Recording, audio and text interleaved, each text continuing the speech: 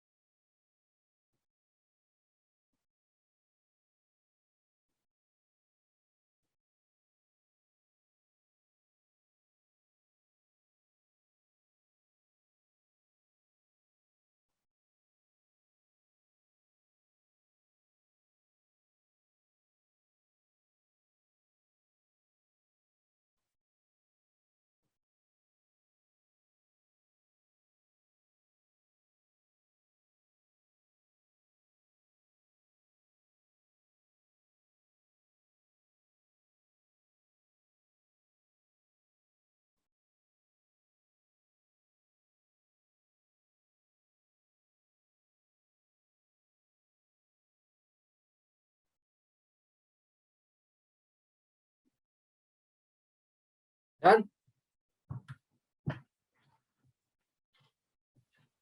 Let's go to agency by ratification. All right. Okay.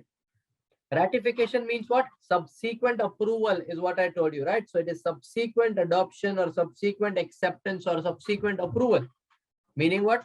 The action has already been taken. Understood? And after the action is taken without permission, it is being approved afterwards. Understood? By a person of an unauthorized act done by another on behalf without the authority.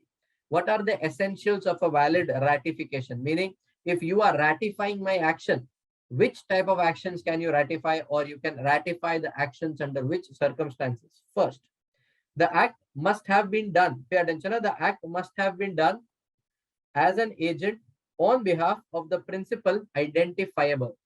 The act must have been done by the agent as an agent on behalf of the principal identifiable. What does it mean?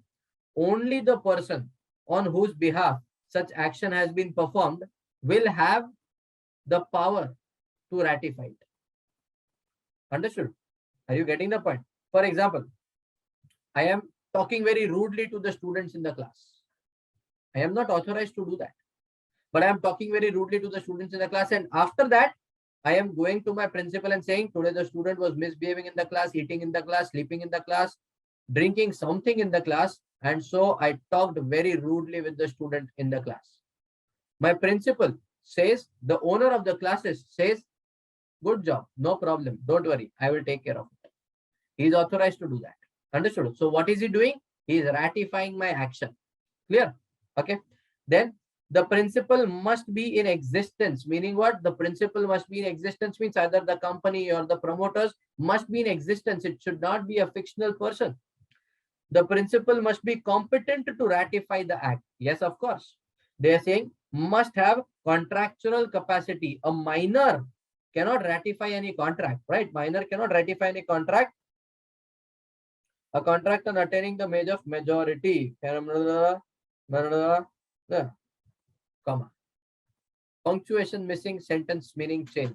A minor cannot ratify any act unless and until he attains the age of majority. So until then, the contract cannot be ratified. That contract will be treated as void ab initio. And if I have done anything wrong without authority, minor cannot ratify. If any penalty is there, I will be liable to pay such penalty.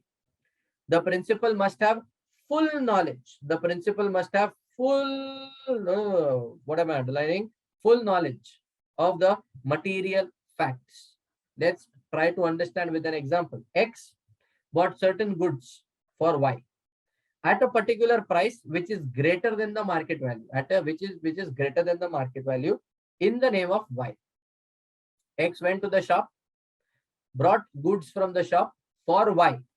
The value of the goods in the market is normally 100 rupees, but he brought it at 150 rupees. Understood? Y ratified the transaction without having knowledge of the same. Y ratified the transaction, he did not know it was for 150 rupees.